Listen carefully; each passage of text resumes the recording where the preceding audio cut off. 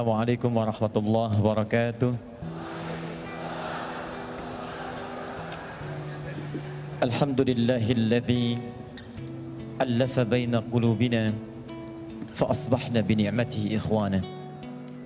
Wassalatu wassalamu ala rasulillahilladzi amarana rabbuna bil iqtida'i bi sunnatihi faqala qul in kuntum tuhibbuna allaha fattabi'uni yuhibbukumullah wa yaghfir lakum dhunubakum. Allahumma salli wa sallim wa barik ala rasulika al-karim nabiyyika al-amin sayyidina Muhammadin wa ala alihi wa sahbihi minal muhajirin wal ansar alladhina yu'thiruna ala anfusihim walau kana bihim khasasah wa ala jami' ummati Muhammadin sallallahu alaihi wasallam ila yaumiddin. Amma ba'd, fa ya ibadallah, أوصي نفسي وإياكم بتقوى الله فقد فاز المتقون فلا تموتن إلا وأنتم مسلمون. فقال تعالى يا أيها الذين آمنوا اتقوا الله حق تقاته ولا تموتن إلا وأنتم مسلمون. Teman-teman sekalian, saudara-saudariku ahli hijrah, boleh saya sebut dengan muhajirin? Kalau saya sebut muhajirin boleh bertakbir? Wahai muhajirin, wahai muhajirin, wahai muhajirin. Saya bermohon pada Allah Subhanahu wa taala mengawali jumpa kita di malam ini, semoga Allah hadiahkan antum kita semua surga terbaik si Allah Subhanahu wa taala. Dan itu tidak cukup dengan amin, kita harus pelajari dulu malam hari ini bagaimana menggapai itu semua. Teman-teman, saya diberikan waktu yang cukup singkat malam hari ini. Kita akan bagi dulu pada beberapa bagian poin-poin penting pembahasan sehingga kita bisa paham kenapa kita malam ini berada di sini. Saya tidak menginginkan satupun di antara Anda hanya datang, duduk, gembira, senyum, tertawa, lantas pulang. Kalau kedatangan Anda berkumpul di tempat ini hanya sekedar melampiaskan kegembiraan, bertemu, bertatap, kemudian tertawa dan gembira, maka ketahuilah orang-orang yang bisa berkumpul seperti itu bukan sekedar orang beriman, apalagi orang-orang yang disebut oleh Al-Quran dengan sifat hijrah. Bahkan yang tak beriman pun itu bisa mewujudkan pertemuan seperti ini. Mesti ada perbedaan ketika Anda masuk di pintu yang itu ataupun yang manapun Anda masuki dengan saat Anda keluar dari ruangan ini. Karena Nabi telah menjamin lewat hadisnya yang sangat populer, disebutkan di Ibnu Majah nomor hadis 233, riwayat sahabat Abu Darda, seorang yang sangat luar biasa, meriwayatkan satu hadis yang jika kita praktekkan poinnya di hari ini, maka Anda akan mendapatkan bagian yang telah Nabi jamin. Perhatikan kalimat Nabinya, haddatsana qala Rasulullah sallallahu alaihi wasallam, man salaka tariqan yaltamisu fihi ilma sahhalallahu lahu tariqan ilal jannah. Wa innal malaikata la tad'u ajnihataha ridan li talibil ilmi wa innal ulama'a warathatul anbiya wa innal anbiya'a lam yurithu dinaran wala dirhama walakinnahum warathul ilma fahadhu faakhidhuhu bihadhin wafir.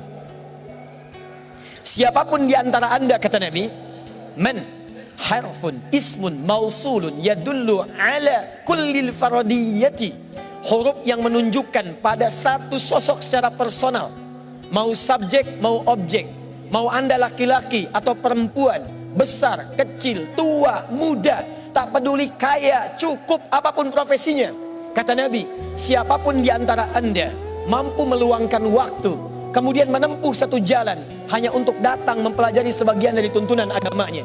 Anda ingin berubah dari sebelumnya, Anda ingin lebih baik lagi dari sebelumnya, Anda ingin lebih dekat dengan Allah Subhanahu wa taala, maka setiap keringat yang keluar dari tetesan kulit Anda, setiap tapak kaki yang melangkah sampai dengan ke tempat Anda tuju, kata Nabi, perhatikan kalimatnya, itu semua langsung akan dinilai oleh Allah dengan meringankan langkah Anda menuju surga. Wa innal malaikata, dan jika para penuntut ilmu mengetahui, sejak Anda keluar dari tempat Anda tinggal, itu malaikat sudah membentangkan sayapnya mengiringi Anda sampai Anda pulang, ridwan li talibil ilmi, untuk memberikan ridha bagi para penuntut ilmu. Karena itu teman-teman, mari kita perbaiki niat dulu sebelum kita mulai pembicaraan kita pada malam hari ini. ikhlaskan karena Allah, siapkan untuk berubah. Ada 3 hal yang nanti Allah akan berikan bagi orang-orang yang nanti kita akan bahas dalam pertemuan pada malam hari ini. Siap insya Allah? Muhajirin? Muhajirin? Baik. Teman-teman, pertama, kenapa mesti berhijrah? Saya ulang. Kenapa mesti berhijrah? Anda mesti punya tujuan yang jelas. Ketika dibuka hijrah festival, Anda datang ke tempat ini, apa yang Anda dapatkan? Ternyata, mari kita lihat, Allah turunkan 1 ayat langsung yang memberikan 3 jaminan utama. 2 akan diberikan saat di dunia, 1 akan diberikan saat ia wafat menuju alam kuburnya.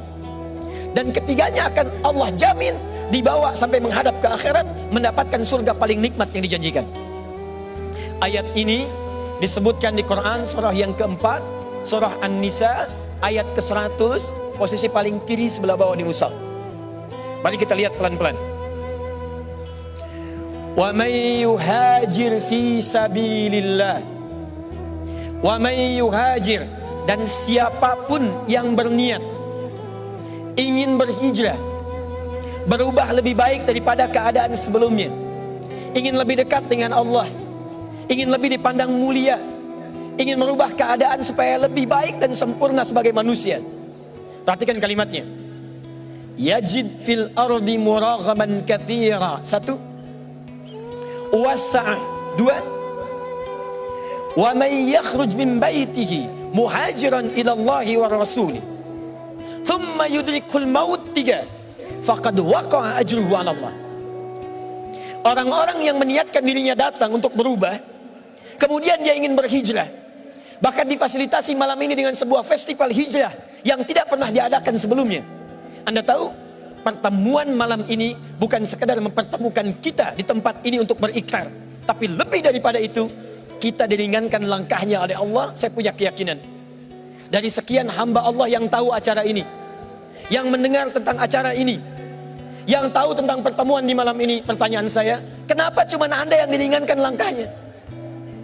Kenapa Anda yang dilembutkan hatinya? Kenapa Anda yang punya kesempatan datang ke sini? Saya punya keyakinan, lebih dari sekedar datang, Allah ingin merubah hidup Anda untuk mendapatkan 3 kemuliaan yang dijanjikan di ayat ini. Dengan kalimat ini baik-baik. Kalau Anda sampai datang ke sini, duduk di sini, dan kita belajar di malam ini, mendengar ayat ini, tapi 3 kemuliaan ini belum mampu Anda raih, dan bahkan ada 3 semangat untuk meraihnya, maka dengan cara apa lagi Allah mesti menjadikan Anda orang baik? Ada banyak orang yang berharap datang ke sini. Dia bertanya berapa lagi tiketnya tersedia. Dia bertanya apa ada kesempatan bisa diperpanjang. Dia bertanya apa ada luang bisa didapatkan, dan tidak dia meraihnya. Dia tidak meraihnya. Ada yang kemudian mengisi kuotanya untuk melihat tayangan live-nya via media sosial. Ada yang menonton di channel-channel yang telah disediakan. Anda kurang apa lagi? Diringankan, diberangkatkan, didudukan, mendengar, langsung melihat, menatap dan mendengarnya. Kalau pertemuan kita malam ini belum mampu mengubah Anda, maka dengan cara apa lagi Allah menjadikan Anda sebagai hamba yang terbaik? 1. Orang yang siap berhijrah, merubah dirinya lebih baik dengan segala profesi yang ia kerjakan dalam hidupnya, maka jaminan pertama yang Allah berikan, perhatikan kalimatnya, Allah akan berikan di awal mula proses hijrahnya ketenangan dalam jiwanya.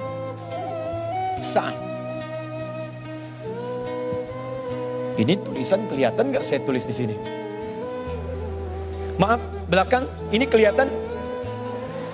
Tidak, jelas tidak, belum saya tulis, bagaimana bisa kelihatan? Hijrah itu tetap rasional ya, jangan sampai hijrah tapi juga ada sesuatu yang kemudian terjadi. Ini belum saya tulis, pantas kemudian tidak kelihatan. Lihat 1, tahan ya. Saya tuliskan pelan-pelan, lihat sini. Anugerah pertama yang Allah berikan bagi seseorang yang mau hijrah, 1, namanya sa'atun, sin, ain, ta. Sa'atun artinya kelapangan hati, kedamaian jiwa, ketenangan dalam hati. Jadi kalau Anda mau hijrah, Anda ingin berubah, Anda ingin lebih dekat dengan Allah Subhanahu wa taala, awas, jangan sampai terbayang dalam benak Anda yang pertama kali diberi itu materi dunia, bukan. Atau kedudukan yang meningkat, mustahil. Orang yang pertama kali berniat untuk hijrah, maka yang pertama Allah berikan bukan dunia. Dunia terlampau kecil. Kedudukan itu terlampau kecil. Yang paling tinggi yang pertama Allah berikan bagi orang yang ingin mendekat kepada Allah.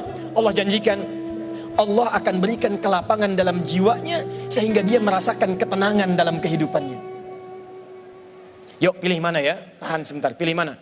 Kaya tapi gelisah atau miskin tapi tenang? Tidak ada pilihan ketiga, jangan maksa. Cuma dua. Kaya tapi gelisah atau miskin tapi tenang? Baik. Satu atau dua? Nomor satu atau dua? Pilih nomor satu atau dua? Oh, Masya Allah. Muhajirin? Baik. Perhatikan baik-baik. Buka Quran surah ke-18 ayat ke-16. Paling kanan sebelah atas di mushaf. Kenal Ashabul Kahfi? Kenal, ya kenal di mana? Masya Allah. Cuman peserta hijrah festival yang kenal Ashabul Kahfi. Nabi Muhammad aja nggak pernah lihat. Antum bukan Nabi, bukan Rasul, bisa kenal. Pulang saya. Lihat teman-teman. Ashabul Kahfi, para pemuda, orang hebat. Mulai dari ayat 13-nya, ya. Nahnu naqussu 'alaika ahsanal innahum fityatun amanu bi rabbihim wazidnahum huda. Mereka para pemuda meninggalkan satu kebiasaannya, maaf, bergelut dengan hal-hal yang tidak menyenangkan, menjauh dari ridha Allah Subhanahu wa taala, dikejar-kejar oleh penguasa yang menginginkan mereka jauh dari Allah, dipaksa menyembah yang bukan Allah, dipaksa beraktivitas yang tidak menenangkan jiwa, lantas mereka memilih untuk berhijrah.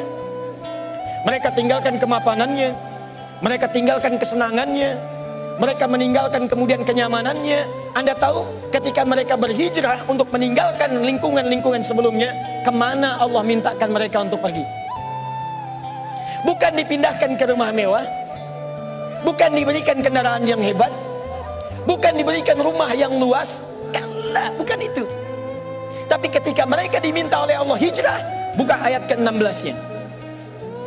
Wa idh i'tazaltumuhum wa ma ya'buduna illallah fa'u ilal kahfi yanshur lakum rabbukum birrahmatihi wa yuhayyi lakum min amrikum mirfaqa. Allah. Ketika mereka memutuskan untuk hijrah, meninggalkan segala kebiasaan yang ada di kaumnya, mereka kemudian mendekat kepada Allah. Walaupun itu berjuang dengan hal yang tidak mudah. Ada yang menyerangnya, ada yang mencelaknya, ada yang memakinya, ada yang mengejarnya, ada yang berniat mengeksekusinya. Namun mereka bertahan menghadapi itu semua untuk mendekat kepada Allah Subhanahu wa taala. Apa perintah pertamanya? Fa'u ilal kahfi, masuk ke gua. Udah terbayang nggak? Kalau saya katakan sekarang, Ustaz, saya mau hijrah. Oh, silahkan ya, pergi ke Gunung Karang, masuk ke gua. Pertanyaan saya, masuk tidak Anda? Kalau ada Anda bertanya saya pengen hijrah, lantas Anda disuruh masuk ke dalam gua, pertanyaan saya, masuk tidak? Ulangi, masuk tidak? Tidak. Perhatikan bagaimana keyakinan mereka terhadap Allah. Diperintahkan masuk gua, sepanjang Allah yang perintahkan, saya masuki gua itu. Masuk guanya bukan karena guanya, cuma karena Allah perintahkan. Kalau Allah nggak minta, saya nggak akan masuk ke gua itu. Anda bisa bayangkan, gua yang tempatnya lebih sempit dari rumah yang ditinggali, fasilitasnya nyaris tidak didapati, kemewahannya tidak diraih, ketenangannya dirasakan, nampaknya tidak seperti tempat sebelumnya. Tapi ketika mereka masuk ke dalam gua itu, apa yang Allah berikan? Yanshur lakum min rahmatihi. Di gua itulah Allah turunkan rahmatnya, sehingga membuat tempat yang sempit terlihat gelap, tiba-tiba dengan rahmat Allah menjadi terang dan lapang dalam kehidupannya. Jadi kalau Anda ingin berhijrah, boleh jadi Anda meninggalkan kebiasaan-kebiasaan yang sebelumnya pernah dirasakan. Ada perkumpulan yang membuat tawa, ceria, gembira tapi lupa dengan sholat. Ada diskusi yang dinikmati sampai menjadi titian-titian sinetron tapi penuh dengan gibah. Ada aktivitas yang terasa nampak enak, uangnya datang berlimpah, tapi di dalamnya banyak maksiat yang dikerjakan. Tiba-tiba ketika Anda ingin meninggalkan itu semua, Anda harus berhadapan dengan meninggalkan segala kemapanan dan kemewahan yang tadinya diraih. Dari yang semula tempatnya enak, fasilitasnya bagus, tiba-tiba masuk gua. Saya mau tanya pada Anda, tahan ya. Kalau teman-teman yang ikhwan bekerja, dapat gaji 100 juta, sholatnya susah. Tiba-tiba ada tawaran pindah tempat kerja. Di pekerjaan itu gajinya 100 ribu, tapi sholatnya enak, baca Qur'annya hampir tiap hari, puasanya bisa rajin. Pilih mana? 100 juta banyak maksiat atau 100 ribu dekat dengan Allah?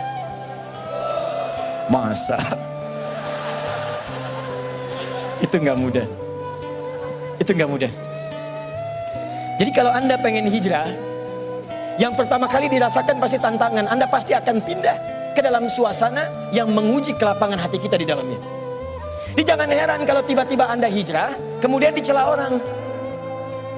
Bukan Anda saja yang dicela. Perhatikan, Allah dicela oleh orang kafir, malaikat dicela, nabi dicela, rasul dicela, ulama dicela, sahabat dicela, tabiin dicela. Anda Allah bukan, malaikat bukan, nabi bukan, rasul bukan, sahabat bukan, tabiin bukan, ulama bukan, imam bukan, jadi makmum kadang-kadang. Anda nggak pengen dicela, Anda siapa? Jadi kalau Anda kemudian berubah, tiba-tiba kumpul-kumpul, pindah ke majlis taklim, ada yang mengatakan soleh, padahal nama Anda Asep misalnya. Bagaimana cara memahaminya? Kata Al-Quran, lihat kalimatnya. Baik itu lawannya buruk. Jadi jika ada celaan kepada Anda yang baik dari asalnya yang buruk, itu sesungguhnya bukan celaan. Sesungguhnya rahmat Allah yang menetapkan perubahan pada diri Anda menjadi baik dan keluar dari lisan yang buruk. Jadi kalau Anda dicela orang karena berhijrah, jangan marah. Sebetulnya itu pengakuan dari Allah karena Anda telah berubah. Yang jadi masalah itu kalau Anda dicela ketika melakukan perbuatan buruk, maka disitulah kecemburuan Allah datang untuk mengembalikan Anda pada kebaikan. Satu. Yuk tahan sebentar. Saya mau tanya pada Anda, Nabi Muhammad itu rumahnya luas atau sempit? Pernah lihat? Itu masalahnya. Kamar Nabi dengan Sayyidah Khadijah ketika berumah tangga, para akhwat, luas atau sempit? Makanannya banyak atau sedikit? Tahu dari mana? Oke, sekarang mari kita lihat. Buka hadis riwayat Al-Bukhari, nomor hadis 2008 sampai 2010, paling kanan sebelah bawah di kitabnya. Riwayatnya dari Sayyidah Aisyah. Secara singkat, beliau kemudian menyaksikan Nabi tahajud. Ketika Sayyidah Aisyah bergeser tangannya itu menyentuh kaki Nabi. Ada seorang suami sholat di kamarnya, istrinya berbaring di sampingnya. Ketika istrinya bergeser, menggeserkan tangannya, tangannya terkena kaki suaminya. Pertanyaan saya, kalau ada seorang istri tidur di satu tempat, kemudian tangannya bergeser, terkena kaki suami yang sedang sholat, tidurnya di kasur atau di lantai? Pasti di bawah. Kalau ada suami sedang sholat, istrinya tidur bergerak, kena kaki suaminya, ruangannya sempit atau luas? Nabi saja ketika hijrah pindah ke Madinah, Allah tidak memberikan kepada beliau pertama kali datang dengan kelebihan harta yang melimpah. Allah tidak memberikan kemewahan dunia kepada beliau. Tapi yang paling menarik seperti Ashabul Kahfi, sempit di dalam gua tapi lapang dalam dirinya. Nabi datang ke tempat yang luar biasa terbatas, tempat tinggalnya terbatas, ruangannya sempit, tapi ketika hatinya dekat dengan Allah, kesempitan itu menjadi kelapangan dalam dirinya. Nanti kalau akhwat dan ikhwan serius hijrahnya, Anda akan mendapatkan ketenangan yang tidak pernah Anda rasakan sebelumnya. Demi Allah saya katakan, bahkan uang yang Anda kumpulkan saat ini tak akan mampu membeli ketenangan itu. Coba Anda biasakan ya, teman-teman sebelum bangun tahajud, biasakan sholat fardu misalnya. Dari yang tadinya sebelum hijrah, belum tahajud, biasa sholat fardu, itu awal-awal ketinggalan sholat fardu berjamaah biasa-biasa. Nanti setelah Anda hijrah, ketinggalan tahajud, Anda bisa gelisah. Yang semula terlambat sholat subuh biasa-biasa, sekarang setelah hijrah, terlambat sholat tahajud, Anda bisa gelisah. Sekarang subuh jam berapa? 4 lewat 10, 7, 8, Masya Allah. Muhajirin berbeda pendapat tentang waktu sholat subuh. Ini artinya datangnya dari tempat yang berbeda-beda. Lihat sini. Ada orang subuh adzan 4:07. Orang ini bangun jam 7:04. Terlambat dia sholat, biasa-biasa. Nanti setelah dia hijrah akan terjadi perubahan. Dia biasa tahajud, bangunnya jam 3, sholat dia pelan-pelan. Yang terjadi apa? Satu ketika dia bangun jam 4, masih 7 menit ke arah subuh, tiba-tiba dia bangun. Saat dia bangun dia katakan, ya Allah terlambat saya. Padahal subuh belum tiba. Kalau Anda nanti biasa puasa, tiba-tiba saat Anda bangun masuk adzan subuh, padahal puasa sunnah, Anda katakan, ya Allah saya nggak puasa hari ini. Seakan-akan Anda kehilangan sesuatu yang tidak bisa Anda beli sebelumnya. Kalau Anda kehilangan satu taklim, padahal biasanya senang kumpul-kumpul dulunya, sekarang kehilangan satu taklim, Anda akan katakan, ya Allah kenapa saya nggak ikut taklim yang ini. Ketika Anda mendapatkan kenikmatan hijrah, maka yang tergambar dalam benak Anda yang pertama, akan ada kelapangan dalam diri. Makanya mohon maaf ya para akhwat, ikhwan, kalau ada yang mengajak antum hijrah, lalu antum berproses hijrah, tapi tidak memberikan ketenangan ke dalam jiwa, berarti ada sesuatu yang tidak tepat dengan hijrahnya. Pasti ada yang salah. Karena orang hijrah itu ciri pertamanya hatinya lebih tenang. Kenal dengan Talhah, sahabat Nabi SAW. Talhah hijrah dengan istrinya. Kemudian beliau tinggal di Madinah. Satu kali Nabi kedatangan seorang tamu mengatakan, ya Rasulullah, saya datang lapar, boleh saya minta jamuan? Nabi tanyakan pada setiap istrinya, datang ke Sayyidah Aisyah, ada makanan? Kata beliau tidak. Datang kepada Zainab radhiyallahu ta'ala anha, ada makanan? Kata beliau tidak. Datang kepada Saudah binti Zam'ah, ada makanan? Kata beliau tidak. Perhatikan, seorang Nabi saja itu belum tentu mendapati makanan di rumahnya. Saya pernah mendengar riwayat seperti ini. Satu kali saat Nabi itu di pagi hari bersiap untuk sarapan, ternyata di rumahnya Sayyidah Aisyah nggak punya makanan. Anda bayangkan, Nabi di rumah nggak ada makanan. Sayyidah Aisyah kemudian menangis pada saat itu, mengatakan pada dirinya, ya Allah saya zalim ya Allah pada Nabi. Hari ini beliau tidak puasa, tapi saya nggak punya makanan untuk dimasak. Anda tahu apa yang Nabi lakukan? Beliau datangi istrinya, beliau berikan senyuman terbaik, lalu beliau bisikan ke telinganya, sayang, tahukah kamu hari ini aku puasa? Satu kali terjadi, Nabi SAW di hari puasa, riwayat sahih. Di hari puasa Sayyidah Aisyah lupa beliau masak. Lalu beliau katakan pada dirinya, ya Allah saya zalim hari ini, Nabi puasa kok bisa saya masak? Apa yang Nabi lakukan? Beliau datangi istrinya, beliau berikan senyum terindah, beliau katakan pada istrinya, sayang, hari ini aku tidak puasa. Anda bisa bayangkan bagaimana rumah tangga seseorang yang bahkan tidak ada makanan, itu masih keluar kalimat-kalimat indah di lisannya. Kalau hatinya tidak lapang, mustahil mendapatkan semua itu. Datang ke rumah Nabi, makanan tidak ada. Kata Nabi, tunggu sebentar, saya akan carikan sahabat yang bisa membantu. Ditanyakan oleh Nabi, siapa yang bisa menjamu tamu ini? Mengacungkan tangan seorang bernama Talha. Kata beliau, ya Rasulullah, saya yang menjamu. Saat dikatakan Talha, kamu siap-siap pulang ke rumahnya. Sampai di rumahnya ternyata bertanya pada istrinya, sayang, di rumah kita sekarang ada makanan apa? Kata istrinya, hanya satu porsi untuk anak kita yang sedang lapar sekarang. Perhatikan bagaimana keluarga ini setelah berhijrah belajar dari kenyamanan yang Allah tanamkan dalam jiwanya. Kata suaminya, kamu tidurkan dulu anak kita. Saya mau tanya ya pada akhwat teman-teman di sini, kalau ada tamu kemudian dibawa ke rumah ibu, ke rumah teman-teman di sini, tiba-tiba Anda akan menjamu makanan yang ada cuma satu porsi untuk anak Anda yang sedang lapar. Pertanyaan saya, makanan itu akan diberikan kepada tamu atau kepada anak yang sedang lapar? Pilih, tamu atau anak? Masa? Tamu atau anak? Muhajirin? Perhatikan baik-baik. Istrinya berkata tanpa dugaan, aku akan tidurkan lebih cepat dari waktu sebelumnya. Anaknya kemudian ditidurkan oleh ibunya. Kemudian suaminya mengambil penyiapan makanan, dibawa ke ruang makan, dijamu tamunya. Kata Talha, silahkan engkau makan. Kata tamunya, saya tidak akan makan sebelum Anda makan dengan saya. Kata Talha, Saya merasa malu kalau meninggalkan istri saya sendirian. Saya akan temani istri saya untuk makan di tempat yang lain. Jadi tamu itu kemudian makan, Tolhah kemudian pindah ke satu tempat, terlihat bayangan dari tempat tamu itu. Suami istri ini terlihat sedang makan, nampak seperti makan.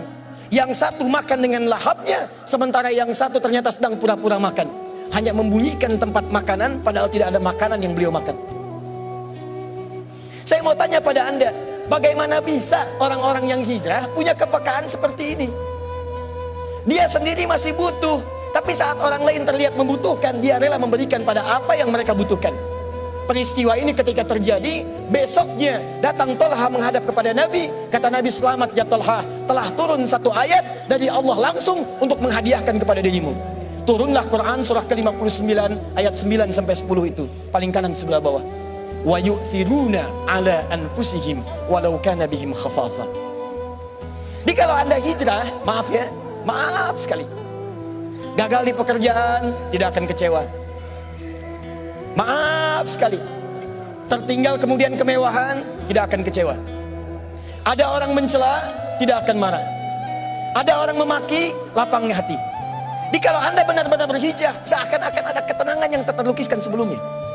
Sekarang saya tanya pada Anda, dari 3 hari Anda mengikuti acara ini, berapa ketenangan yang sudah Anda dapatkan dalam jiwa Anda? 1. Tahan ya, kita baru pembukaan nih, kita belum mulai. Sampai jam berapa saya? Baik, Masya Allah, tinggal 20 menit lagi. Tahan. 2, saya agak cepat sedikit. Ustaz, kalau cuman hatinya tenang, tapi kebutuhan tidak tercukupi, maka apakah saya bisa menjalani kehidupan dunia dengan nyaman? Nah, ini bagian keduanya.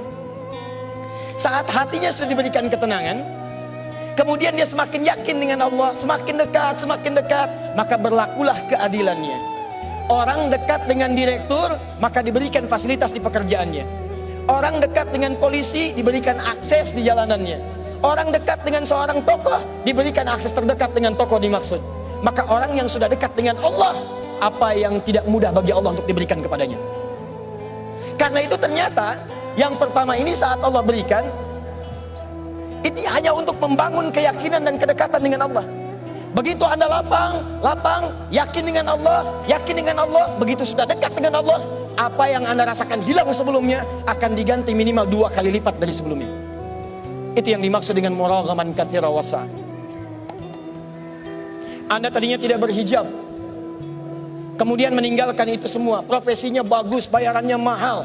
Akhwat tidak berhijab, bayarannya bagus sekali, mahal luar biasa. Tapi tiba-tiba Anda putuskan, saya pengen berhijab. Kehilangan job Anda. Awal mulanya mungkin gak tenang, awal mulanya serasa kehilangan sesuatu, tapi Allah tanamkan balasan berupa ketenangan luar biasa. Setelah hati Anda lapang, hati Anda nyaman, dekat dengan Allah, semua yang Anda rasakan hilang tadi akan dikembalikan 2 kali lipat. Bahasa Al-Qurannya muraghaman katsira wasa'. Tiba-tiba ada acara yang membutuhkan seorang perempuan berhijab. Tiba-tiba banyak acara yang membutuhkan seorang berhijab. Tiba-tiba ada pekerjaan yang hanya dilakukan oleh seorang yang berhijab. Perhatikan, ada kisah yang sangat luar biasa yang dialami oleh seseorang di masa-masa salafus saleh. Maaf ya, maaf sekali, seorang pemuda penuh dengan aktivitas gelap. Pekerjaannya mencuri, merampok, membegal, minum-minum sudah dilakukan. Jadi kalau mohon maaf ya, ada yang pernah merampok, ada yang pernah mencuri, ada yang pernah minum-minum, sampai malam ini saya kasih tahu Anda terlambat. Karena sudah ada yang sebelumnya. Dan mereka lebih hebat. Tapi orang ini yang dahsyat. Dia memutuskan untuk merubah keadaan hidupnya. Dia katakan pada dirinya, perhatikan ya, saya berikan Anda rahasia di malam ini. Tiba-tiba ada bisikan dalam jiwanya, apa kamu akan seperti itu selamanya? Apa kamu akan jadi kriminal selamanya? Apa kamu akan jadi pemabuk selamanya? Saya berikan rahasia pada Anda dalam Al-Quran. Jika satu saat ada getaran di dalam jiwa mempertanyakan Anda, kapan Anda berubah jadi baik? Saat Anda pernah berbuat salah, tanamkan pada jiwa Anda, pada saat itu Allah sedang menanamkan cinta pada diri Anda untuk berubah jadi lebih baik. Tahan ya. Di antara nama manusia ada yang disebut dengan insan. Berasal dari nisyan, artinya lupa. Nisyan seakar dengan kata nasya. saya lupa, nasitu. Kita lupa, nasina. Dalam bahasa Al-Quran, nasitu, nasina sering disandingkan dengan salah. Salah disebut dengan akhta. Saya salah, akhtatu. Kita salah, akhtana. Buka Quran surah kedua Al-Baqarah ayat 286. Rabbana la tu'akhidna in nasina au akhta. Lupa lantas salah. Kenapa manusia disebut dengan insan?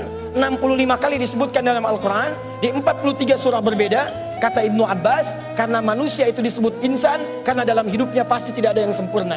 Setiap yang bernama manusia pasti salah. Saya tanya pada Anda, siapa yang tidak punya dosa? Boleh angkat tangan. Saya pulang. Yang dosanya sedikit, boleh angkat tangan. Yang agak banyak. Yang banyak. Tuh saking banyaknya nggak bisa ngangkat. Saya juga pasti punya dosa, Anda punya dosa, kita punya dosa. Yang namanya manusia pasti pernah salah. Mustahil ada manusia tidak salah. Yang salah itu sudah tahu salah, nggak mau berubah. Tapi saking sayangnya Allah, Allah sifat rahmatnya lebih dalam dibandingkan dengan murkanya. Anda kenal Fir'aun? Ayo kenal. Bingung saya, Hijrah Fest ini banyak yang kenal. Ya, Masya Allah, Fir'aun kenal, Ashabul Kahfi kenal ya. Luar biasa. Buka Quran surah ke-20 ayat 43 sampai 44. Ya. Setiap apa yang saya sampaikan di akhir nanti akan saya tanyakan. Nanti kita akan interaksi. Buka Quran surah 20 ayat 43 sampai 44. Lihat baik-baik. Fir'aun itu manusia paling kejam di masanya. Kata-katanya kasar. Saking kasarnya, mohon maaf ya, bukan cuma celaan. Kalau sudah keluar kata kasar, resikonya nyawa. Itu saya tidak suka dengan rambutnya tuh. Tolong pisahkan kepala dari badannya. Kepalanya. Jadi kalau sudah nggak suka, itu bisa kematian taruhannya. Sehingga apa yang terjadi? Maaf, hobinya bunuh orang. Buka Quran surah kedua ayat 49. Yudzabbihuna abna'akum. Bahkan membunuhnya diikuti bayi yang sedang dikandung, saat terlahir langsung disembelih di depan ibu yang baru melahirkannya. Fir'aun. Kata-katanya kasar, mengaku Tuhan. Ana rabbukumul a'la. Saya Tuhan kalian yang paling hebat. Manusia sekarang paling banter ngaku nabi. Fir'aun ngaku Tuhan. Ana rabbukumul a'la. Tapi apakah dengan segala tingkah pola seperti itu membuat Allah tidak memberikan hidayah? Tidak.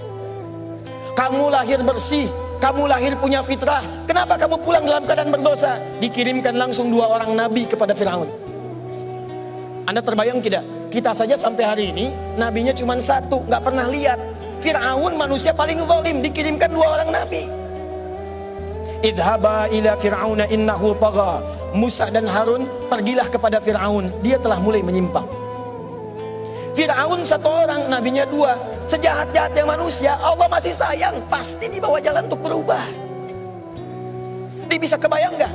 Fir'aun yang ngaku Tuhan, hobi bunuh orang, kata-katanya kasar, suka eksekusi, masih diberikan hidayah untuk berubah. Anda bukan Fir'aun. Anda tidak pernah mengaku Tuhan. Anda tidak pernah punya hobi bunuh orang. Kesalahan Anda tidak sebanyak Fir'aun. Kalau Fir'aun saja diberi jalan untuk berubah, apalagi Anda? Pasti Allah bisikan dalam jiwa Anda, ada saatnya Anda untuk berubah. Sebelum Allah wafatkan Anda untuk kembali kepadanya. Ingat teman-teman, maaf ya, maaf. Kita tidak akan lama. Satu kali kita pasti akan pulang. Pastikan saat Anda pulang, ada kebahagiaan terpancarkan di wajah Anda. Ketika Anda terlahir, semua orang tertawa melihat Anda, dan Anda menangis. Tapi pastikan ketika Anda wafat nanti pulang kepada Allah, buat orang lain menangis, Anda yang tertawa. Saat Anda terlahir, Anda menangis, orang tertawa. Saat Anda wafat kembali kepada Allah, pastikan dengan perubahan itu, Anda yang tersenyum, buat mereka menangis mengiringi kepulangan Anda kepada Allah Subhanahu wa Ta'ala. Jadi kalau Fir'aun saja bisa berubah, kenapa Anda tidak? Selalu ada jalan untuk mendekat kepada Allah Subhanahu wa Ta'ala. Pemuda tadi ada bisikan di jiwanya. Begitu terbisiki, kenapa kamu nggak bisa berubah?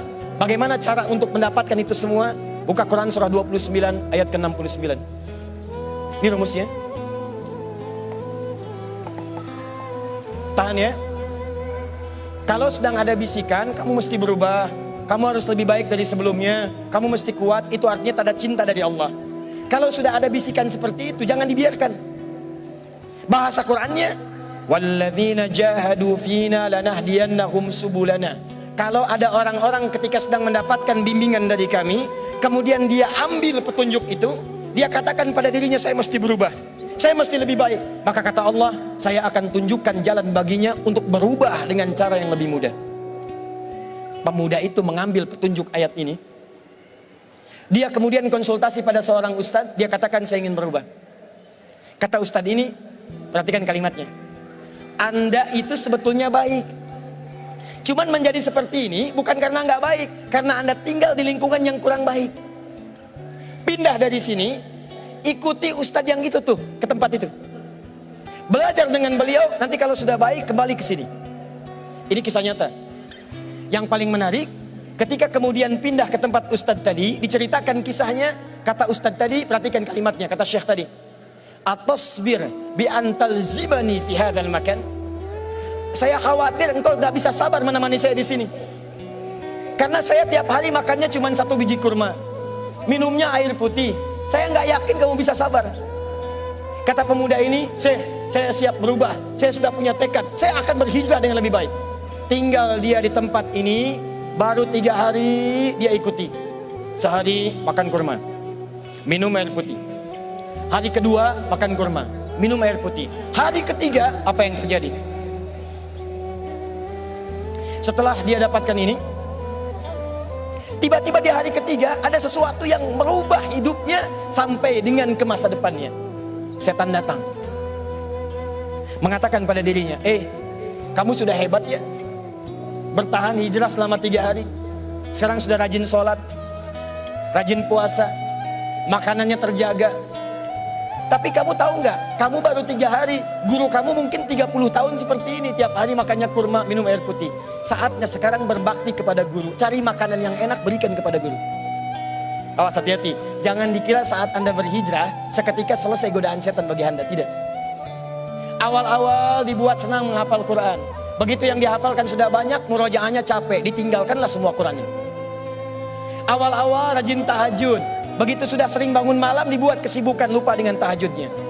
Orang ini hari ketiga datang setan kepadanya mengatakan, carilah olehmu makanan, berikan bakti kepada gurumu. Caranya halus, baik, tapi perhatikan bagaimana akhirnya. Si murid ini berkata, betul juga ya, saya harus berbakti kepada guru saya. Dia kemudian keluar untuk mencari makanan yang lebih enak dibandingkan dengan 1 biji kurma. Singkatnya, belok dia keluar, bakatnya yang dulu dipakai. Begitu belok ke satu wilayah, dia naik ke atas satu rumah, dia tengok kemudian ke bawahnya, ternyata nggak ada makanan.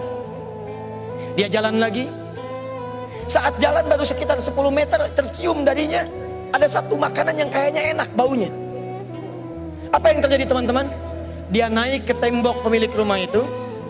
Dia lihat kemudian keadaan rumahnya, dia lihat ada satu asap datang dari satu ruangan di rumah itu.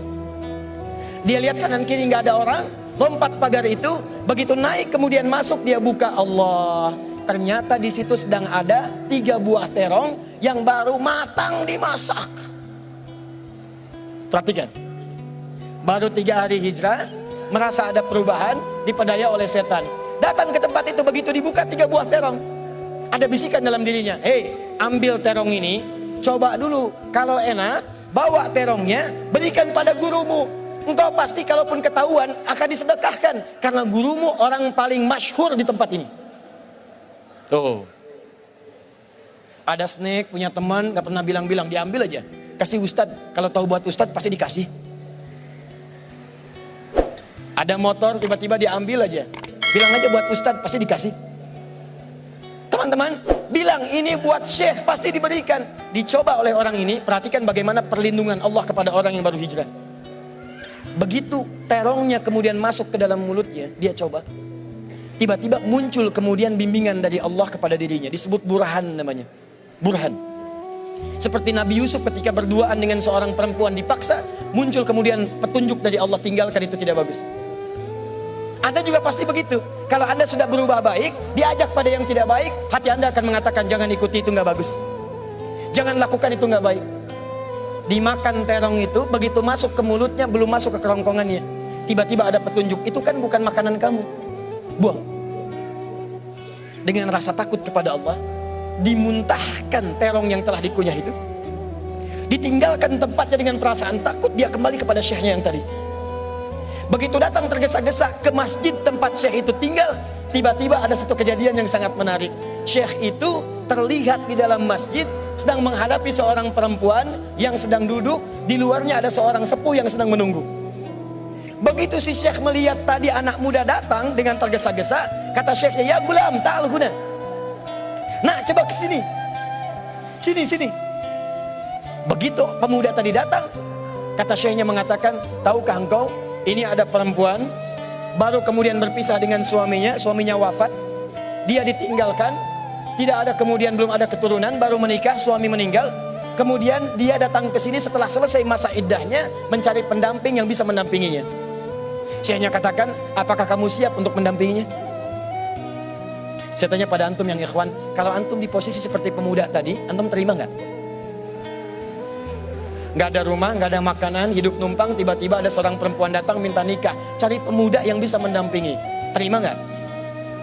Tuh, langsung terima aja. Lihat sini, kata anak muda tadi, karena sudah hijrah, perasaannya lain. Dia bukan sekedar memikirkan dirinya, dia pikirkan kemudian calon pasangan hidupnya. Kata anak ini, "Ya Syekh, saya saja makannya numpang dengan Anda. Kurma setiap hari, air putih saya numpang, bagaimana saya bisa menghidupinya?" Jawab Syekh ini, "Kamu jangan khawatir, karena perempuan ini telah ditinggalkan oleh suaminya, harta yang sangat banyak, dia hanya membutuhkan seorang suami yang soleh yang bisa membimbingnya. Harta ada, rumah ada, istri siap setia. Pertanyaan saya, kalau Anda ditawari seperti itu, diterima atau tidak ditolak sama sekali?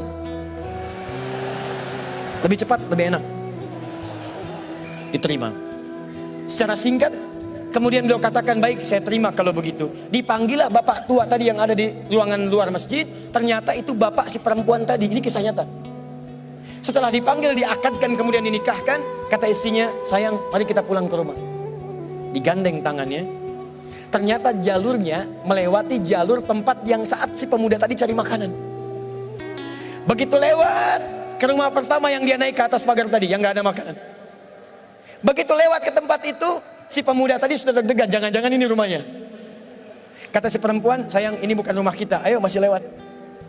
Begitu jalan lagi 10 meter, si pemuda tadi sudah menggenggam erat tangan istrinya, dia bawa cepat-cepat untuk meninggalkan rumah tadi yang ada terongnya.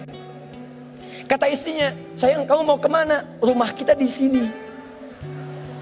Tuh bayangkan, rumah kita di sini. Deg-degan kemudian anak muda tadi masuk ke dalam rumahnya. Begitu masuk, pertanyaan pertama istrinya, "Zauji, hal anta ja'i?" "Sayang, kamu lapar gak sekarang?" Kata suaminya, "Wallahi selama 3 hari makan saya cuma kurma, minum air putih. Kalau ditanya lapar, saya sangat lapar." "Intadhir qalilan, tunggu sebentar." Ternyata si perempuan tadi sudah menyiapkan makanan spesial yang terong tadi untuk calon suaminya. Tapi kejadian kemudian tidak seperti yang diharapkan. Begitu sampai ke dapur, dia lihat kemudian terongnya telah terbuka, ada masalah. Dia teriak pada saat itu, "Manakala bazinjani? Siapa yang makan terong saya?"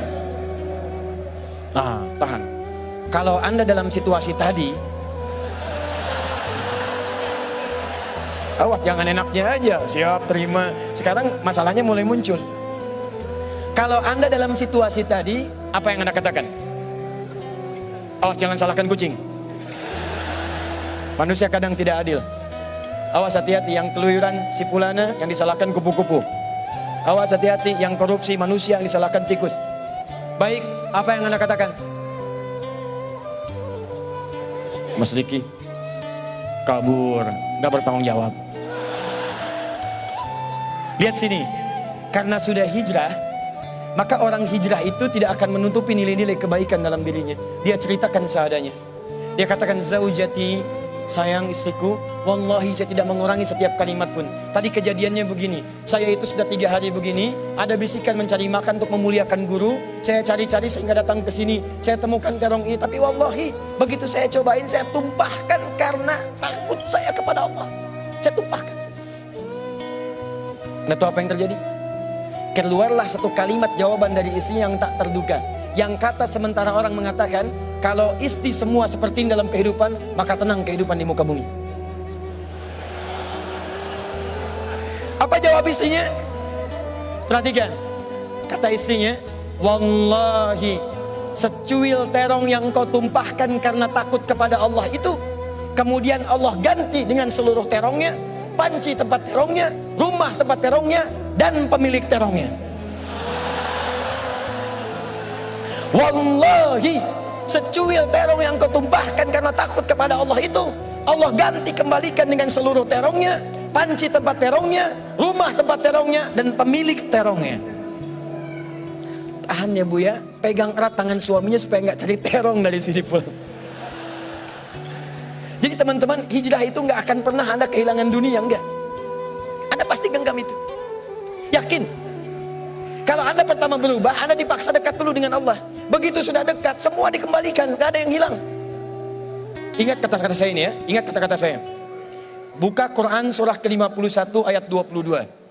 Quran surah kedua ayat 168. Quran surah kedua ayat 172. Quran surah ke-7 ayat 96. Dan Quran surah kedua ayat ke-29. Ulangi. Oke. Siapa yang hafal Quran? Yang hafal Quran 30 juz, angkat tangan. 1, 2. Akhwat? Saya baru dapat 2 orang. 3, 4, terus? Saya pengen 100 orang. 1, 2, 3, 4, ada lagi? Tidak ada? 30 juz? Tolong catat 4-4-nya, insya Allah kami berikan hadiah umrah.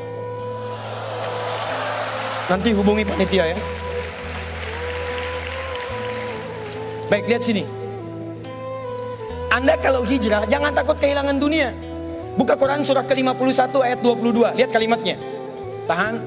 Wa fis samaa'i rizqukum wa ma tu'adun. Hei manusia, di langit itu rizki kalian sudah saya tetapkan, akan saya berikan. Jangan takut itu tertukar.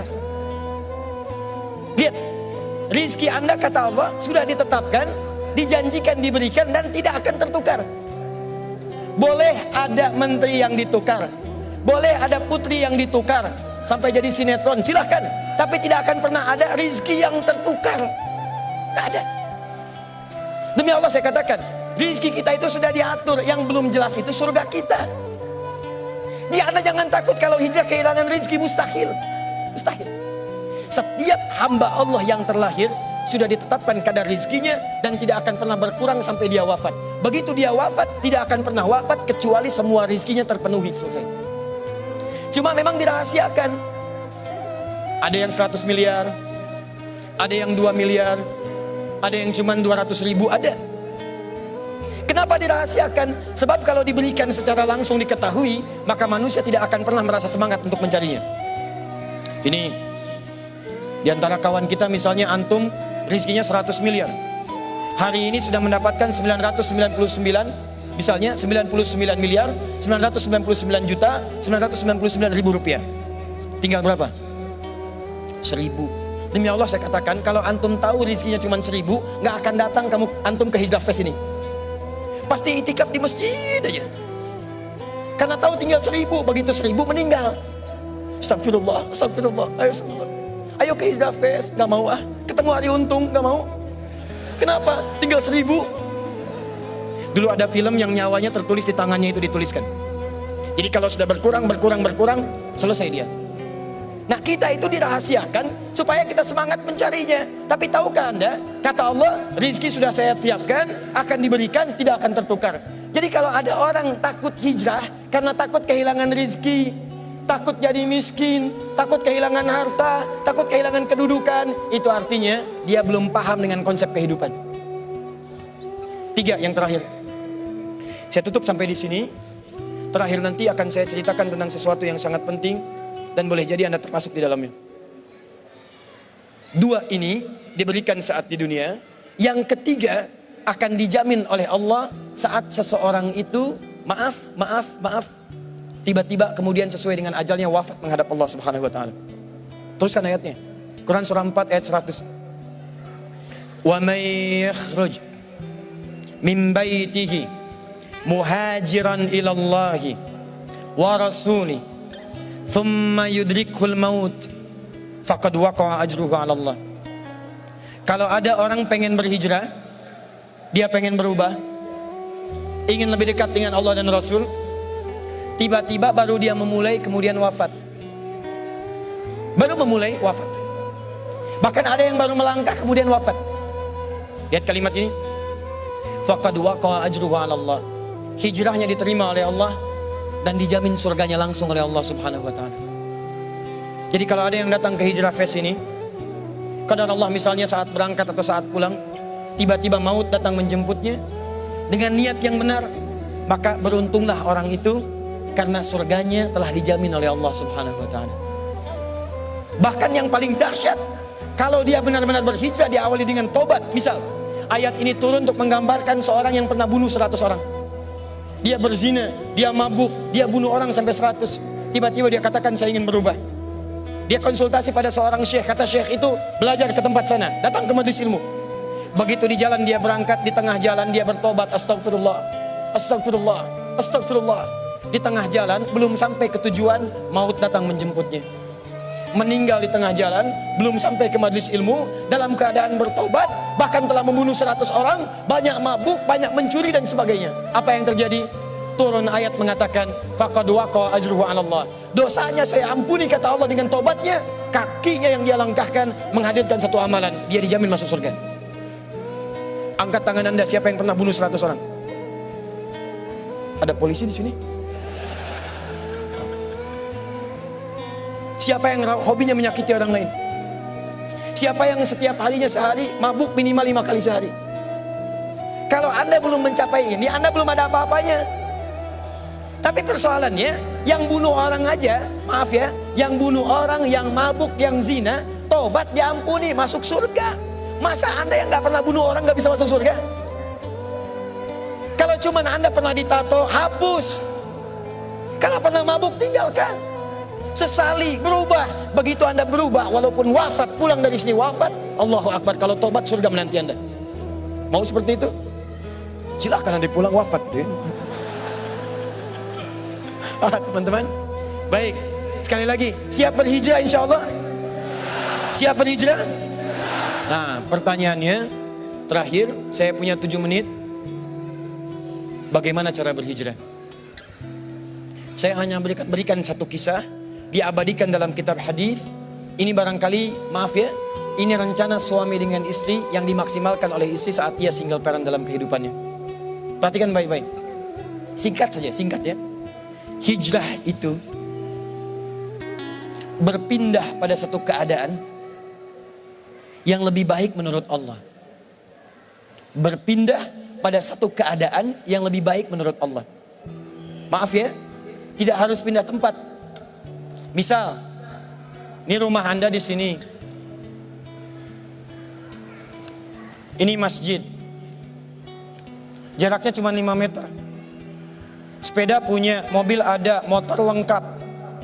Bahkan di masjid ini speakernya ngadap ke rumah Anda begini. Tapi selama ini walaupun dipanggil dengan azan, Allahu Akbar, gak ada sentuhan. Panggilan datang, sulit direspon. Sulit kemudian diikuti. Sholat berjamaah ke masjid malas. Tiba-tiba Anda ingin merubah hidup Anda lebih dekat dengan Allah. Anda katakan, ya Allah, bagaimana kalau saya diwafatkan? Yang jaraknya 5 kilo ke masjid dengan jalan kaki. Masa saya yang 5 meter tidak datang ke masjid walaupun Allah kirimkan semua perangkatnya? Anda katakan saya mesti berubah. Tidak harus pindah tempat, robah keadaan Anda. Datang kemudian ke masjid, robah hidup Anda. Itu yang disebut dengan hijrah. Di kantor ada kegiatan-kegiatan yang tidak bagus, proyek yang tidak benar, kadang-kadang proyek yang ditukar, manipulasi data dan sebagainya. Kantornya tidak harus pindah. Kalau Anda mampu berada di situ, merubah diri Anda, maka berubah. Tampilkan akhlak yang baik. Praktekkan kejujuran. Praktekkan kemuliaan. Demi Allah saya katakan, untuk hijrah tidak harus Anda menjadi seorang ustadz atau ustadzah. Artis tetap jadi artis. Aktor jadi aktor.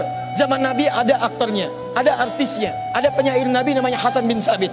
Ada pejuangnya, ada pengusahanya, ada pebisnisnya, ada pemerintahannya, ada semuanya. Tapi tahukah Anda, mereka masih bisa menghatamkan Al-Quran, mereka bisa tahajud, mereka bisa baca Al-Quran, mereka bisa berpuasa. Jadi untuk berhijrah tidak harus menjadi seseorang yang kemudian ditampilkan dengan tampilan-tampilan jubah seakan-akan terlihat baik, tapi isinya tidak berubah. Siap insya Allah? Nah, sekarang perhatikan. Pertama, pulang ke rumah, kalau hijrahnya ingin mudah, Anda mesti kompak dulu satu keluarga. Satu tekad yang sama. Cara paling cepat, ngobrol dengan suami, katakan, renungkan, bangun di malam hari, bahwa satu saat Anda akan wafat. Dan bayangkan, apakah Anda sudi diwafatkan dalam keadaan seperti ini yang belum baik? Setelah Anda tergerak untuk berubah, baru kemudian bikin visi ke depan. Ini pernah direncanakan oleh suami istri di masa lalu, dituliskan di dalam kitab yang sangat populer. Persoalannya, begitu ibunya mengandung, istrinya mengandung, lahir anaknya, usia 2 tahun, maaf, mereka punya rencana. Anak ini insya Allah kita akan didik jadi lebih baik, keluarga kita lebih baik, anak ini akan jadi ulama. Qadar Allah usia 2 tahun ayahnya meninggal. Ini kisah nyata. Ibunya ingat, saya tetap pertahankan untuk berubah, jadi lebih baik. Walaupun ayah tidak ada, saya single parent. Saya rawat anak ini sebaik-baik. Usia 4 tahun, anak ini maaf ya, terkena penyakit buta permanen. Hijrah tidak akan sepi dengan ujian. Suami meninggal, single parent, anaknya kemudian buta permanen. Apa yang dilakukan oleh ibunya?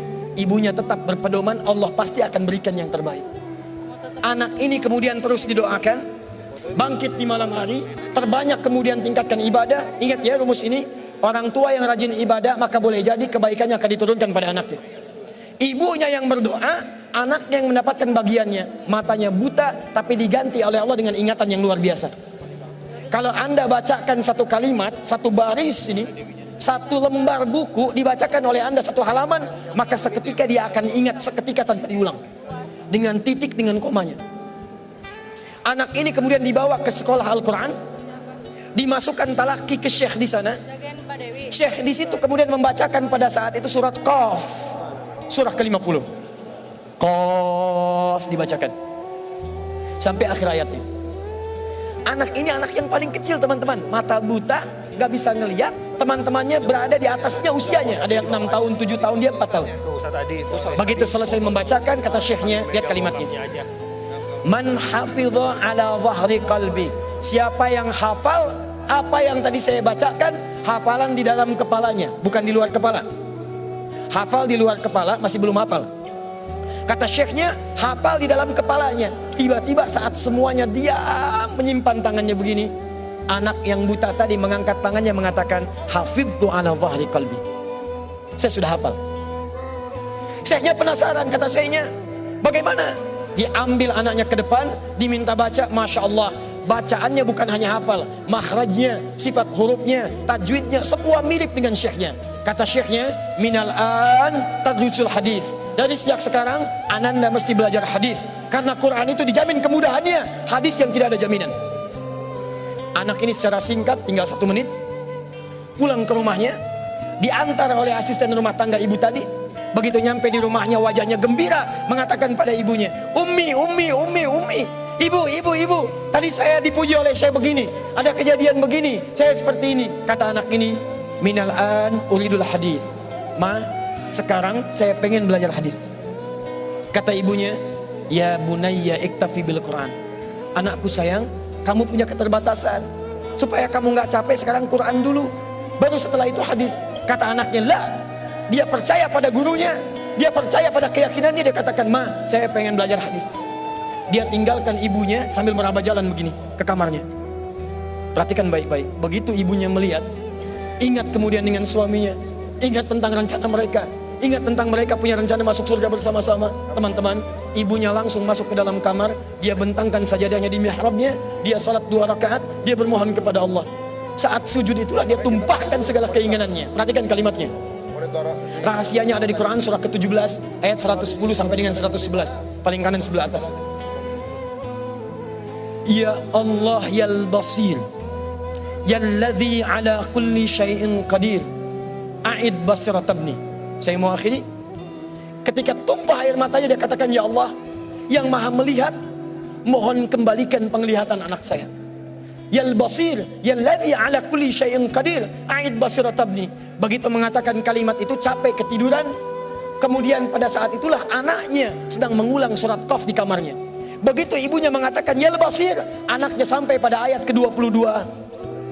Laqad kunta fi ghaflatin min hadza fakashafna 'anka ghita'aka wa basaruka al-yawma hadid. Ibunya menyebut ya Basir, anaknya sampai di ayat wa basaruka al-yawma hadid. Dulu pandanganmu tertutup, sekarang kami akan buka, kamu akan melihat setelah ini dengan setajam-tajamnya. Ayat ini sebetulnya kemuliaan akhirat, tapi diturunkan mendapatkan kemuliaan dunia. Tiba-tiba setelah baca ayat ini, ibunya berdoa, bersamaan kalimatnya, tiba-tiba terbuka pandangannya. Anak ini bisa melihat kembali. Saking kagetnya dia lompat, dia kejar ibunya. Ummi laqad ra'ait. Ma, saya bisa lihat lagi. Ma, saya bisa lihat lagi. Ibunya kaget kemudian terbangun. Dia peluk anaknya, dia katakan, "Nah, mungkin kamu melihat bukan dengan hatimu. Kamu melihat bukan dengan matamu. Rubbama ra'aita biqalbik, laisa bi'ainik." Mungkin bukan matamu tapi hatimu. Waktu habis. Kisah belum selesai. Tinggal 1 menit. Boleh 1 menit? Lihat sini. Kata anaknya, "Mah, saya melihat dengan mata saya. Ini mama pakai baju ini. Di sekitar kita ada benda-benda ini." Allahu Akbar. Ibunya kemudian yakin anak itu bisa melihat. Dipeluklah anaknya. Keduanya kemudian menangis, dan ibunya sejak saat itu yakin bahwa anak ini punya kemuliaan besar di masa depan. Maka disekolahkanlah kemudian tempat-tempat terbaik, belajar hadis terbaik, diingat segalanya, cepat luar biasa. Anak ini kemudian dikenal dengan luar biasa di masa depan. Nama anak ini adalah Muhammad. Bapaknya yang meninggal namanya Ismail, kakeknya namanya Ibrahim, kakek buyutnya Al-Mughirah, eyang buyutnya Al-Bardizbah, tinggal di kecamatan Ju'fah, di Kabupaten Bukhara, Provinsi Khorasan, negara Uzbekistan sekarang. Kelak di kemudian hari dia dikenal dengan nama daerahnya Bukhara dengan Al-Bukhari. Itulah kisah Imam Al-Bukhari. 2 orang suami istri yang bersiap merubah hidupnya, diturunkan pada anaknya, dan kemuliaan itu diraih. Saya yakin kalau Anda berhijrah malam ini, boleh jadi yang hafal Quran mungkin anaknya, mungkin cucunya, mungkin turunan-turunan Anda. Tapi ketahuilah, ketika Anda punya peran di dalamnya, maka surga akan disiapkan untuk semua Anda satu keluarga besar. Saya mohon izin pada panitia, saya ingin persaudarakan Anda semua supaya datang Anda bukan cuma sekedar datang. Siap bersaudara insya Allah? Siap berbagi insya Allah? Siap bersinergi insya Allah? Muhajirin? Muhajirin? Ikuti saya, berdiri semua, berdiri.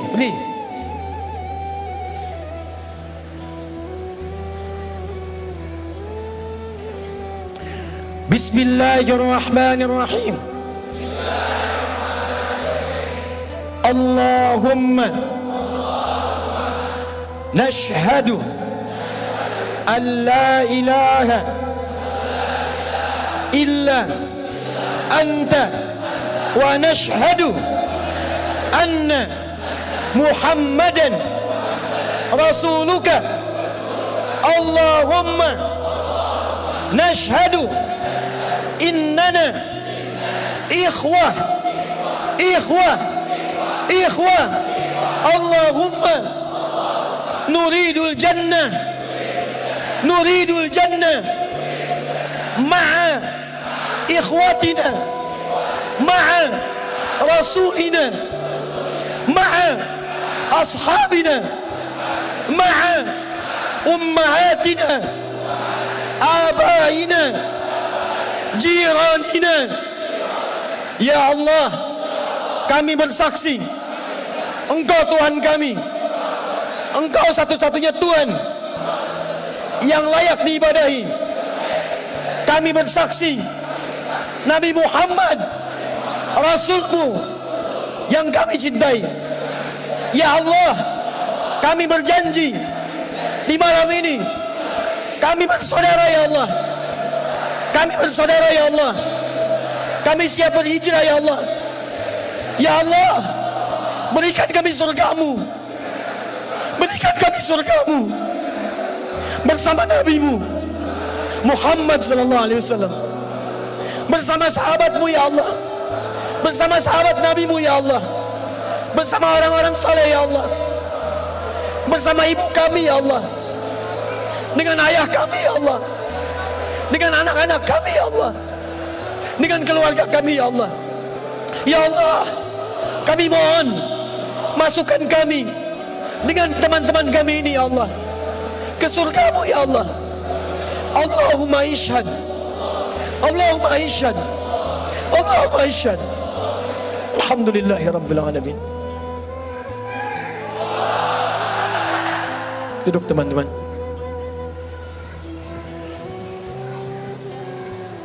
Saya mohon setelah ini, saat antum pulang, kenalilah teman-teman Anda. Buatlah komunitas. Yang senang dengan Quran, bikin komunitas Quran. Yang senang dengan tahajud, bikin komunitas tahajud. Yang senang dengan puasa, bikin komunitas. Saling kenali satu dengan yang lain dan bantu. Karena Anda tadi telah mengatakan kepada Allah, Anda berjanji di hadapan Allah Subhanahu wa ta'ala. Maka mulai hari ini, saya bermohon kepada Allah dalam sujud saya, dalam keheningan malam, insya Allah saya akan ingat antum semua. Dan saya mohonkan supaya kita istiqomah dalam kehidupan kita. Nabi menutup ta'limnya dengan 3 cara. Kadang cukup dengan hamdalah kalau ingin singkat. Kadang dengan kifaratul majlis kalau ada pertautan dosa. Kadang beliau berdoa, kemudian diikuti oleh para sahabatnya. Saya tidak tahu momen ini kapan lagi terjadi. Jadi saya ingin gabungkan ketiga-tiganya. Kita bermohon kepada Allah.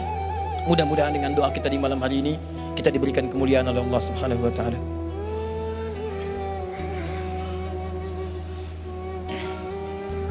Alhamdulillahi rabbil alamin. Ar-Rahmanir Rahim, Maliki yaumiddin. Iyyaka na'budu wa iyyaka nasta'in. Ihdinas siratal mustaqim. Siratal ladzina an'amta 'alaihim ghairil maghdubi 'alaihim waladdallin. Allahumma salli wa sallim wa barik ala rasulikal karim. Nabiyyikal amin sayyidina Muhammadin wa ala alihi wa sahbihi wa ummatihi ila yaumiddin. Allahumma rabbana la tada' lana fi maqamina hadha wa fi kulli maqamin dhanban illa ghafartah. Duhai Allah, kami bermohon kepadamu, jika di malam ini ada satu di antara kami yang datang ke tempat ini membawa lumuran dosa, maka mohon ya Rabb, jangan biarkan ia meninggalkan tempat ini kecuali Engkau telah ampuni segala dosa-dosanya. Tubna ilaika ya Rabbal alamin. Kami bertaubat kepadamu ya Allah pada malam hari ini. Allahumma taqabbal minna taubatana. Ya Allah, terima taubat kami ya Allah. Idza kana fi hadzal makan ya Allah min al-azwaj alladzina ya'suna ya Allah fi 'ailatihim, Allahumma taqabbal minhum taubatahum. Ya Allah, jika ada seorang suami hadir dalam pertemuan di malam ini dan ia berbuat banyak maksiat sebelum datang kemari ya Allah, maka mohon ampuni dosa-dosanya ya Allah di rumah tangganya. Jika maksiat terjadi pada istrinya, pada anak-anaknya karena peran suami-suami di malam ini ya Allah, peran ayah-ayah di malam ini ya Allah, maka ampuni dosa kami ya Allah, para suami dan ayah serta anak ya Rabbal alamin. Allahumma idza kana hunalikal ummahat minal azwaj ya Rabbal alamin, Allahumma allawati ya'sina amamaka ya Rabbal alamin fi 'ailatihinna, taqabbal minhunna taubatahunna ya Rabbal alamin. Ya Allah, jika di tempat ini ada perempuan-perempuan dari kalangan ibu, istri ataupun anak ya Allah yang banyak bermaksiat sebelum datang ke tempat ini, mohon ya Allah, jangan biarkan Engkau ya Allah jadikan dia kembali dari tempat ini kecuali Engkau telah ampuni segala dosa-dosanya. Jika dosa di rumahnya adalah karena peran dirinya, maka ampuni dosa-dosanya ya Rabbal alamin. Jangan Engkau wafatkan ia ya Allah sebelum Engkau terima taubatnya ya Arhamar Rahimin. Allahumma wala hamman illa farajtah.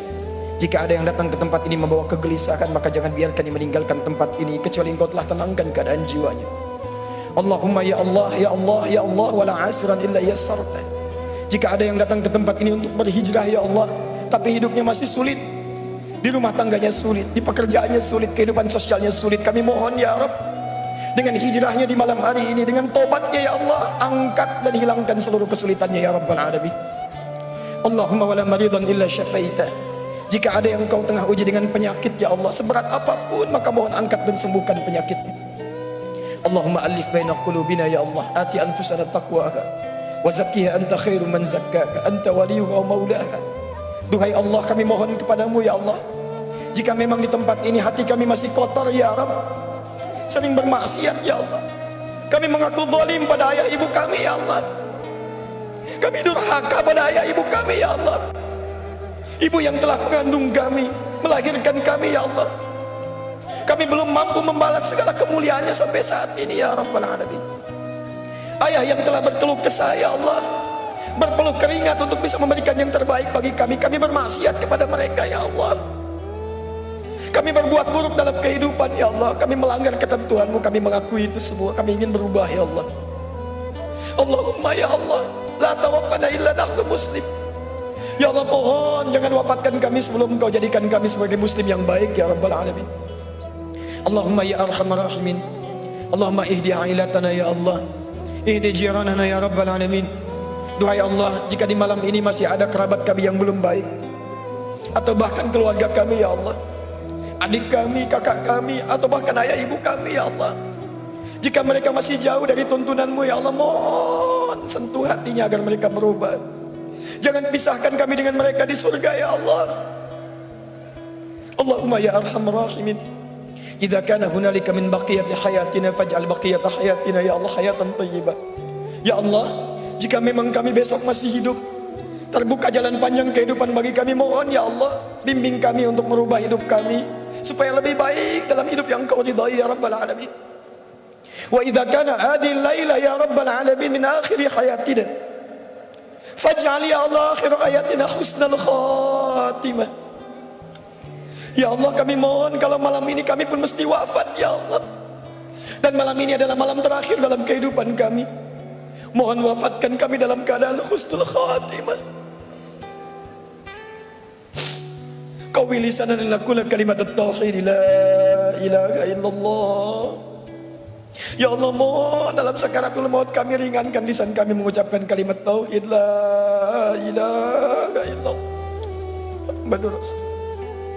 Allahumma ajib kalimatana biqaulika ya ayyatuhan nafsul mutmainnah irji'i ila rabbiki radiyatan mardiyah fadkhuli fi ibadi wadkhuli jannati. Ya Allah, mohon jawab kalimat kami ya Allah di akhir hidup kami dengan kalimat-Mu yang indah. Ya ayyatuhan nafsul mutmainnah, jiwa-jiwa yang tenang, Engkau sudah menjadi baik. Irji'i ila rabbiki radiyatan mardiyah, ayo cepat pulang. Aku sudah merindukanmu. Aku ridha dengan kebaikanmu, Engkau pun akan ridha dengan pemberianku. Aku sudah siapkan surga terindah untukmu, Engkau akan jadi hamba aku yang kumuliakan. Allahumma ya Rabbal Alamin, Allahumma ya Arhamar Rahimin, ij'al ya Allah fi qulubina wa thabbitna bil istiqamah. Ya Allah, mohon berikan bimbingan agar kami bisa istiqamah dalam hijrah kami ya Rabbal Alamin. Siapapun kami ya Arhamar Rahimin, Allahumma inna rahmataka wasi'at ya Allah kulla syai'. Inna rahmataka ya Allah tuhitu min ghadabika. Ya Allah, memang di malam ini kami layak mendapatkan murka-Mu ya Allah, atau mungkin hukuman-Mu ya Allah, tapi kami yakin rahmat-Mu lebih luas daripada murka-Mu ya Rabb. Cinta-Mu lebih dalam dibandingkan dengan marah-Mu ya Rabb. Maka kami yang baik bermohon kepadamu ya Rabbal Alamin. Ya Allah, limpahkan rahmat-Mu kepada kami di malam hari ini ya Rabbal Alamin, kepada keluarga kami ya Arhamar Rahimin. Allahumma ya Allah, ighfir lana dhunubana ya Allah, an dha'fina fi nusrati ikhwanana fi Palestin ya Arhamar Rahimin. Ya Allah, ampuni dosa kami ya Allah, ampuni dosa kami yang belum mampu menolong saudara kami di Palestina ya Rabbal Alamin. Kami mohon ampun ya Allah. Allahumma khafifi sabana yaumal qiyamah ya Allah, ringankan hisab kami di hari kiamat ya Allah, yang tak mampu menolong teriakan anak-anak kecil di Palestina, anak-anak kecil di Syria, para du'afa di Rohingya. Ampuni kami ya Allah. Kami masih sibuk berselisih ya Allah, kami masih sibuk saling mencela ya Allah. Kami menginginkan persatuan, kami sendiri terpecah belah ya Allah. Ampuni kami ya Allah. Allahumma Allahumma nahnu ibadak, Allahumma nahnu ibadak. Ya Allah, kalaupun kami salah, kami hamba-Mu ya Allah, kami hamba-Mu yang memohon ampunan dari-Mu ya Rabbal Alamin. Allahumma ja'al baldatana Indonesia baldatan ya Allah anta tarda anna fiha tayyiban. Ya Allah, kami mohon jadikan Indonesia ya Allah negara kami negara yang tentram, penuh keberkahan, dan Kau ridha ya Allah dengan tempat kami bernaung. Jauhkan maksiat di setiap tempat yang kami pijak mulai hari ini ya Allah. Ya Allah, jauhkan di rumah kami segala ya Allah wasilah-wasilah maksiat. Jauhkan di tempat kerja kami ya Allah segala kemungkinan maksiat. Jauhkan di jalan-jalan yang kami lalui ya Allah segala kemungkinan maksiat. Allahumma hdina siratal mustaqim, siratal ladzina an'amta 'alaihim ghairil maghdubi 'alaihim waladdallin. Rabbana atina fid dunya hasanah وفي الآخرة حسنة وقنا عذاب النار. اللهم اجعلنا من أهل القرآن واجعل القرآن صاحبا لنا في الدنيا وشفيعا لنا في الآخرة. Ya Allah, mohon wafatkan kami kelak setelah kami mampu mendekat kepada Al-Quran. Jadikan kami sahabat Al-Quran. Jadikan Al-Quran memberikan syafaat bagi kami di akhirat kelak ya Rabbal Alamin. Ya Allah, mohon jaga persaudaraan kami di malam hari ini ya Allah, sampai kembali kepadamu dengan bergenggaman tangan, berjumpa dengan Rasulullah sallallahu alaihi wasallam. Allahumma ya Allah, laqad da'unaka kama amartana fa'ajib du'ana kama wa'antana. Kami telah berkumpul, belajar, bertobat dan bermohon seperti Engkau perintahkan. Maka mohon kabulkan doa kami ya Allah seperti apa yang telah Engkau janjikan. Jika semua hal pengorbanan sampai malam ini belum mampu mengabulkan doa kami, maka tunjukkan kepada kami di malam ini ya Allah, dengan cara apa lagi kami mesti bermohon kepadamu. Fadlika subhana rabbika rabbil izzati amma yasifun, wassalamun alal mursalin, wa akhiru da'wana alhamdulillahi rabbil alamin. Apa yang saya sampaikan mungkin ada benarnya, yaitu petunjuk Allah dan Rasulnya, tapi mungkin banyak salahnya. Itu mutlak dari saya, mohon dimaafkan. Semoga Allah muliakan anda, keluarga anda, dan seluruh kerabat-kerabat kita semua. Terima kasih atas perhatiannya. Subhanakallahumma bihamdika asyhadu an la ilaha illa anta astaghfiruka wa atubu ilaik. Wa akhiru da'wana alhamdulillahi rabbil alamin. Sebelum saya tutup dengan salam, yang tadi 4 yang saya janjikan tolong dicatat, dan yang tadi dapat hadiah yang maju sambung ayat, kami tambahkan lagi masing-masing 5 juta rupiah insyaallah. Assalamualaikum warahmatullahi wabarakatuh. Waalaikumsalam warahmatullahi wabarakatuh.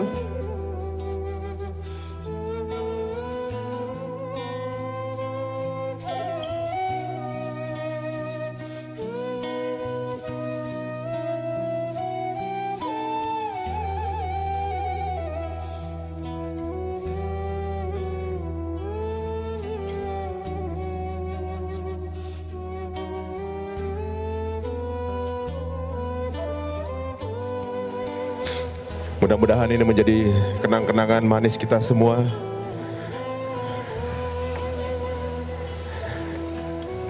Juga Ustadz Yopi dan semua para guru kita. Dan teman-teman, untuk mengingatkan apa yang telah kita lakukan bersama selama 3 hari, mari kita saksikan tayangan berikut ini. Asyhadu